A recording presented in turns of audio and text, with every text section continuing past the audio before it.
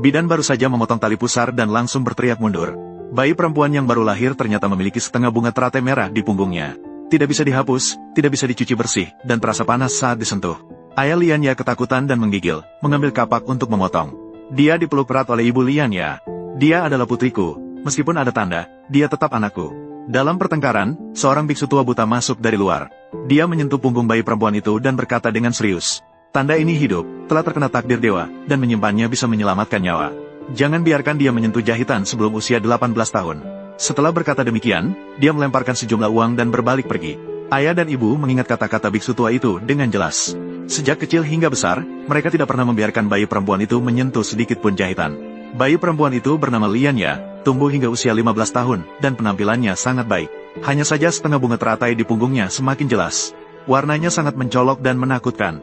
Keterampilan para penjahit di desa itu terkenal di mana-mana. Lianya melihat saudara-saudarinya menjahit sapu tangan dan dompet. Hatinya terasa gatal. Dia selalu diam-diam mengambil beberapa benang sisa tetapi tidak bisa menjahitnya. Setiap kali baru saja menyentuh jahitan, punggungnya terasa sakit yang menusuk. Tidak ada pilihan lain selain berhenti. Suatu hari, seorang penjual keliling dari luar desa datang. Dia membawa keranjang penuh barang dan berteriak menjual. Salah satu barang, jarum sulam, sangat mencolok. Ujung jarum yang berkilau perak itu juga dihiasi dengan manik-manik kecil berwarna. Lianya mendekat dan tersenyum sambil menyipitkan mata melihat penjual. Gadis itu terlihat memiliki aura yang istimewa. Jarum ini akan membuatmu menjahit dengan sangat mudah, katanya. Lianya menggeleng, aku tidak bisa menyentuh jahitan.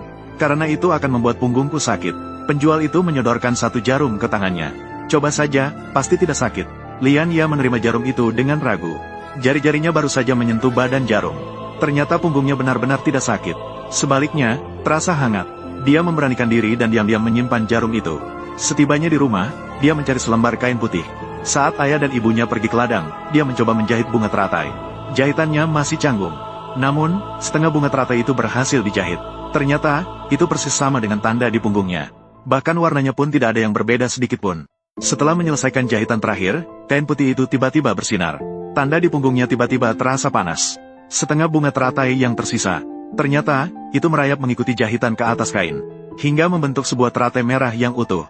Dengan mata kuning yang mencolok. Lianya terkejut.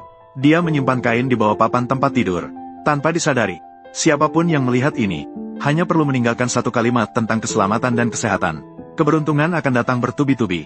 Di masa depan, pasti akan berjalan lancar dan mendapatkan kekayaan besar.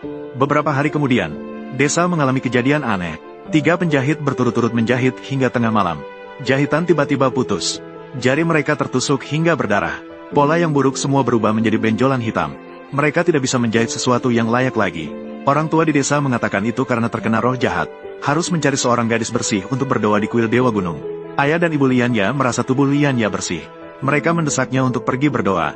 Lianya tidak punya pilihan. Dia membawa kain teratai merah itu dan pergi ke gunung. Kuil Dewa Gunung itu sudah tua dan rusak. Meja persembahan dipenuhi debu. Dia baru saja menyalakan dupa. Tiba-tiba terdengar suara dari belakang kuil. Dia mengintip melalui celah pintu. Ternyata itu adalah penjual keliling dari luar kota. Penjual itu sedang sujud di depan patung tanah liat. Dia mengucapkan, jarum sulam dewa sudah dikirim. Tanda teratai akan segera terkumpul. Segera berikan saya contoh. Biarkan saya menjadi penjahit terbaik di dunia. Lianya merasakan degupan di dalam hatinya. Baru saja ingin mundur. Penjual keliling tiba-tiba berbalik. Matanya bersinar menakutkan. Mana mungkin buta, karena sudah melihat. Jangan harap bisa pergi. Penjual keliling melompat ke arah. Dengan sebilah gunting di tangannya. Jarum sulam itu aku curi dari Dewa Gunung.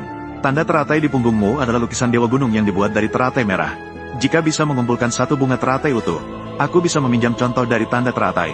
Apakah kamu menyimpannya? Daripada itu, lebih baik berikan aku tunas teratai dan lari. Penjual keliling mengejar dari belakang. Sudah dekat untuk tertangkap. Kain teratai merah di pelukannya tiba-tiba melayang keluar. Teratai merah yang bersinar membungkusnya. Dalam sekejap mengantarnya ke kaki gunung. Ayah dan ibunya melihatnya panik dan bertanya alasannya. Tunas teratai menceritakan semuanya. Dia juga mengeluarkan kain teratai merah. Ayah dan ibunya melihat teratai merah yang bersinar. Mereka terkejut hingga tidak bisa berkata-kata. Malam itu, penjual keliling menerobos masuk ke rumah tunas teratai. Menggeledah setiap sudut mencari kain teratai merah. Tunas teratai menyembunyikan kain itu di tubuhnya. Tanda teratai di punggungnya terasa panas. Teratai merah di kain itu bersinar. Dipenuhi cahaya merah. Penjual keliling dengan mata bersinar hijau meraih untuk merebut. Begitu menyentuh kain, dia langsung terpental oleh cahaya merah. Di punggung tangan muncul gelembung air. Sakitnya membuatnya teriak. Tanda teratai ini mengenali pemiliknya. Kau tidak bisa merebutnya. Lian Ya memeluk kain dan mundur. Penjual keliling tidak menyerah. Dia mengangkat bangku dan melemparkannya. Ayah dan ibu Lian Ya melompat untuk menghalangi. Dia didorong oleh penjual keliling dan jatuh ke tanah. Dalam keadaan darurat, Lian Ya mengambil jarum sulam itu. Dia menusuk ke arah penjual keliling. Begitu jarum itu menyentuh penjual keliling, dia seperti terbakar oleh api yang menyala. Seluruh tubuhnya mengeluarkan asap. Dia berteriak kesakitan dan berubah menjadi asap hitam. Asap itu menghilang tanpa jejak. Setelah asap menghilang, jarum sulam jatuh ke tanah. Jarum itu berubah menjadi jarum besi biasa. Bunga teratai di kain merah juga sedikit memudar. Namun, tanda di punggungnya tetap jelas. Hanya saja, tidak lagi panas. Keterampilan para penjahit di desa perlahan pulih. Semua orang bilang Lian Ya yang menyelamatkan desa. Namun, tidak lama kemudian, Lian Ya jatuh sakit. Seluruh tubuhnya terasa dingin. Dia semakin kurus seiring waktu. Dokter datang untuk memeriksa. Mereka semua bilang tidak ada obatnya. Ayah dan ibu Lian Ya sangat cemas. Saat itu, biksu tua buta yang dulu datang lagi. Dia meraba punggung Lian Ya. Dia menghela napas dan berkata, Lian Yin melindungimu. Namun, juga menguras energi hidupmu. Harus menyelamatkannya. Harus pergi ke kuil Dewa Gunung untuk mengembalikan Lian Yin. Orang tua membawa tunas teratai mendaki gunung. Masuk ke kuil Dewa Gunung. Biksu tua menunjuk pada tanah liat Dewa Gunung dan berkata, tempelkan kain teratai merah di atas tanah liat. Lian Yin akan kembali dengan sendirinya. Lian Ya tidak rela meninggalkan Lian Yin yang telah melindunginya. Telah menyelamatkan desa. Namun melihat mata ayah dan ibu yang merah karena menangis. Tetap saja menempelkan kain itu. Begitu kain itu ditempelkan pada tanah liat, langsung berubah menjadi cahaya merah yang masuk ke dalam tanah liat. Tanda teratai di punggung perlahan memudar. Akhirnya menghilang. Lian Ya tiba-tiba merasa seluruh tubuhnya bertenaga. Menetapkan kekuatan. Sudah. Biksu tua mengusap jenggotnya dan berkata, tanda teratai ini sebenarnya adalah tanda pelindung yang diciptakan oleh Dewa Gunung. Dulu, Dewa Gunung menghadapi ujian. Tanda itu hancur setengahnya. Jatuh ke dalam perut ibumu. Maka terjadilah tanda lahirmu. Penjual keliling terlalu serakah. Ingin memanfaatkan tanda dewa untuk keuntungan. Akhirnya menuai akibat dari perbuatannya sendiri. Kamu telah menjaga hati yang tulus. Tidak tergoda oleh kekuatan tanda dewa. Bahkan menyelamatkan warga desa. Itu juga dianggap sebagai amal baik. Meskipun Lian Ya tidak memiliki tanda lahir, dia perlahan-lahan belajar menjahit dan melukis. Keterampilannya semakin mahir. Teratai merah yang dijahitnya tampak hidup. Terkenal di mana-mana. Dia tidak pernah menyimpan rahasia. Mengajarkan keterampilannya kepada gadis-gadis di desa. Hidupnya berjalan dengan tenang dan stabil. Cerita ini pada dasarnya hanya beberapa kalimat tentang keserakahan yang bisa menghabisi. Jangan selalu berpikir untuk merebut sesuatu yang bukan milikmu. Merebut hanya akan membawa akibat buruk bagi diri sendiri. Kebaikan bisa menyelamatkan hidup. Jika ingin hati tetap baik, membantu orang lain sama dengan membantu diri sendiri. Sebenarnya harus berlatih sendiri. Jalan pintas yang tidak benar tidak akan berhasil. Bekerja dengan tekun adalah cara untuk hidup dengan tenang. Kebahagiaan yang bukan milik sendiri, meskipun dipaksa sekuat apapun, tidak akan bisa ditahan. Ikuti alaminya. Hati yang tulus tidak berubah.